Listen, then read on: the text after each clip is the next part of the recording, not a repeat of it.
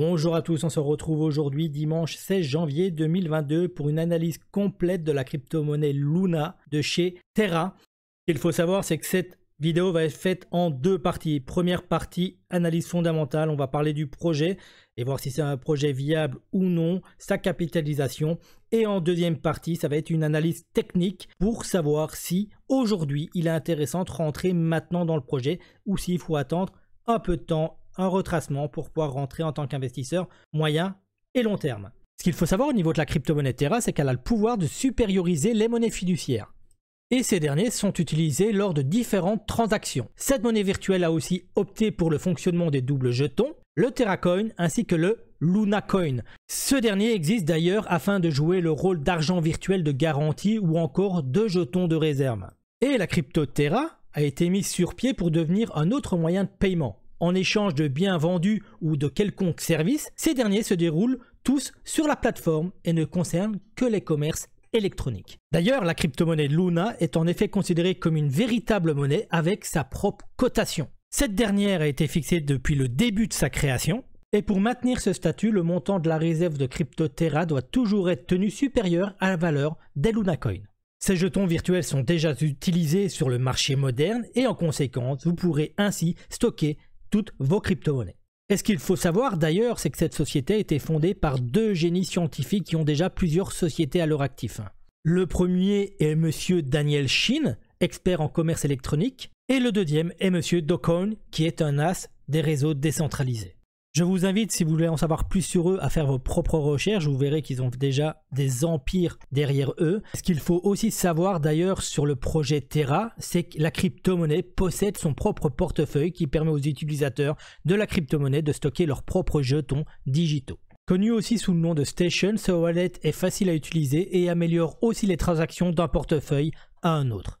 Passons maintenant sur CoinMarketCap. Ce qu'on peut voir au niveau du Luna, c'est qu'il fait partie du secteur DeFi, qu'il est à la 9e place du classement crypto-monnaie, qu'il est aujourd'hui à un peu plus de 86 $ et qu'il a une capitalisation boursière de presque 31 milliards de dollars, chose qui est énorme.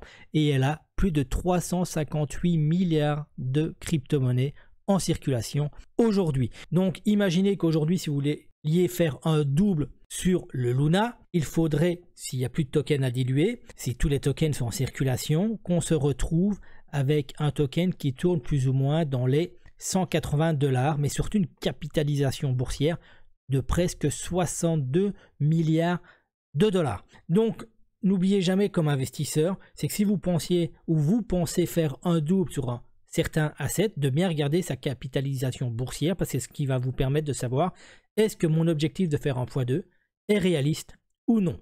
C'est pour ça qu'on va bientôt passer sur l'analyse technique et voir où en est un petit peu l'asset et voir ce qui est possible de faire dessus. Ce qu'on peut remarquer également, c'est qu'il y a énormément d'organisations sur le projet, donc on voit que c'est quelque chose de très lourd. Il y a Binance Lab, il y a Coinbase Venture, Delphi Digital et j'en passe. Donc là aujourd'hui on a 6, 8, 10, 13 organisations sur le projet. Donc vous pouvez faire un screenshot, vous renseigner sur chacune des organisations présentes, mais on est sur quelque chose qui est déjà très très gros. Mais est-ce que pour nous, petits portefeuilles, petits investisseurs, c'est là-dessus qu'on va pouvoir faire des bénéfices? C'est une bonne question. Maintenant, juste pour que vous puissiez vous faire une idée, je vais passer sur Ethereum. Vous pouvez voir, c'est la deuxième crypto-monnaie du marché. Et aujourd'hui, elle a une capitalisation de plus de 395 milliards de dollars. Donc aujourd'hui, le Luna qui a une capitalisation boursière d'un peu plus de 30 milliards de dollars, est-ce que pour vous un projet aussi solide que l'Ethereum ou est-ce qu'elle peut facilement arriver à 62 milliards de dollars? C'est comme ça que vous devez raisonner pour pouvoir investir sur les marchés. Maintenant, avant de passer au niveau de l'analyse technique et voir si aujourd'hui on est sur des zones clés, n'hésitez pas à vous abonner, à liker et à me demander en commentaire si vous désirez que je puisse vous faire des analyses bien précises sur des altcoins qui vous intéressent. Je le ferai avec un grand plaisir.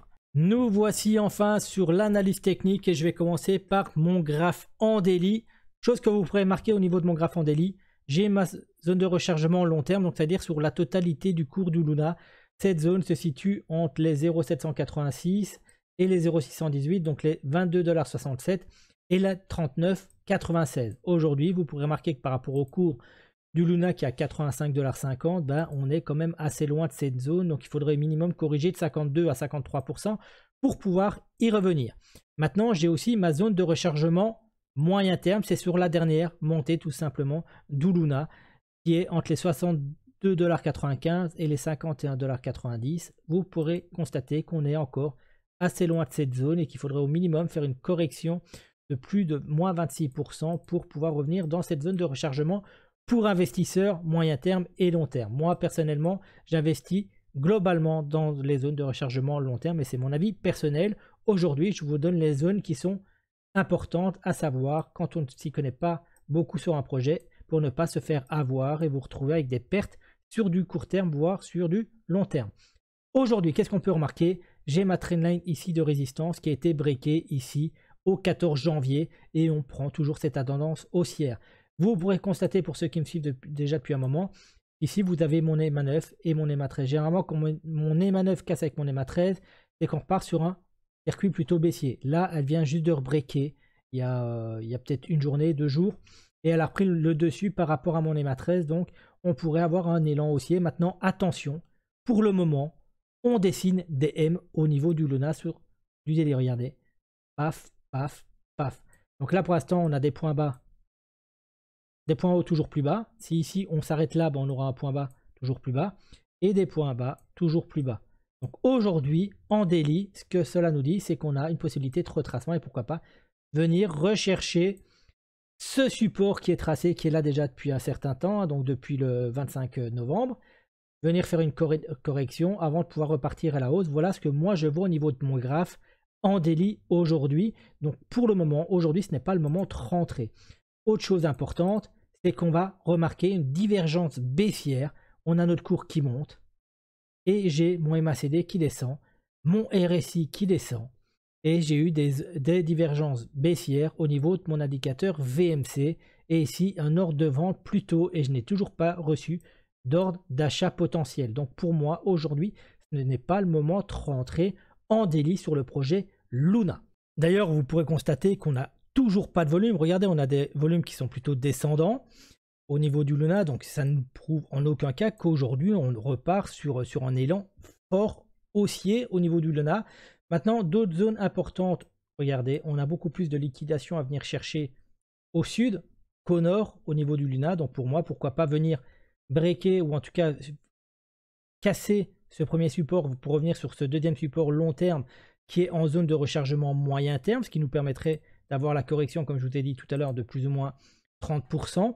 Venir chercher en même temps des liquidations ici, à faire une mèche assez dégueulasse pour venir chercher les liquidations ici au niveau des 49,65 aussi, avant de reprendre un petit range et repartir en tendance haussière.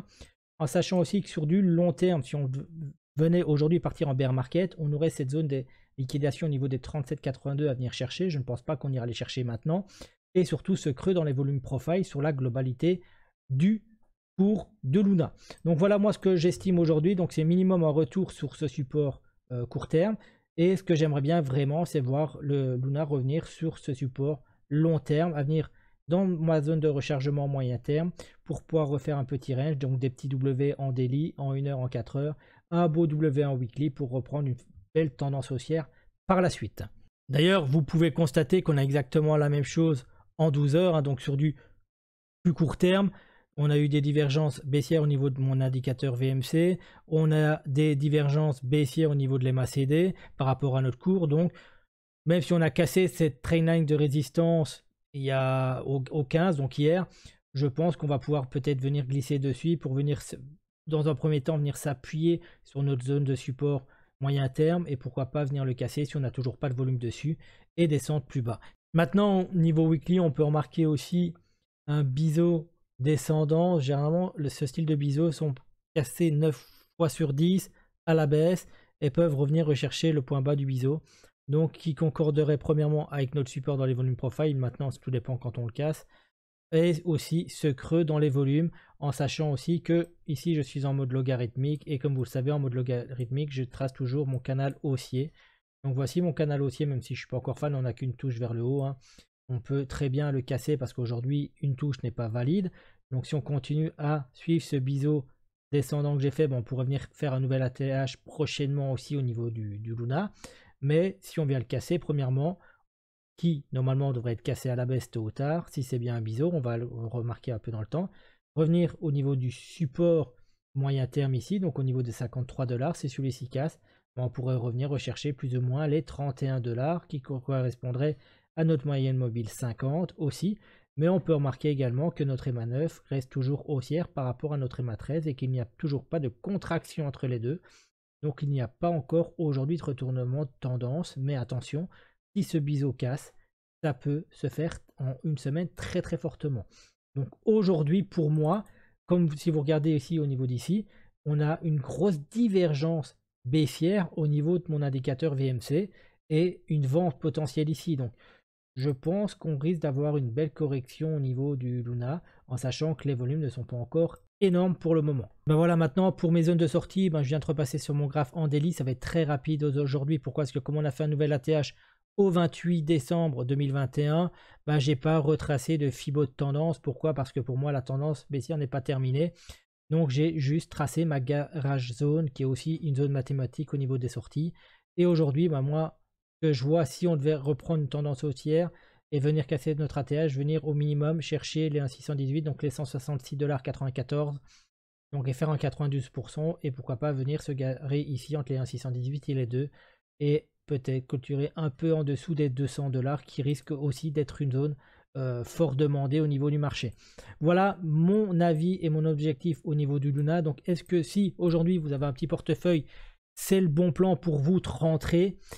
Aujourd'hui, moi personnellement, je trouve que non. J'attendrai une correction minimum en zone de rechargement moyen terme pour pouvoir rentrer sur le projet. Maintenant, si vous aimez les risques, vous pouvez toujours rentrer. Vous savez où sont les zones de sortie potentielles. Mais attention, nous sommes sur des marchés à risque et fort volatiles. Voilà, cette analyse fondamentale et technique est terminée pour aujourd'hui. N'hésitez pas à vous abonner, à liker et à me demander en commentaire encore une fois si vous désirez que je vous fasse des analyses bien précises. Et je vous souhaite une excellente fin de dimanche et à demain pour d'autres analyses techniques. Ciao, ciao!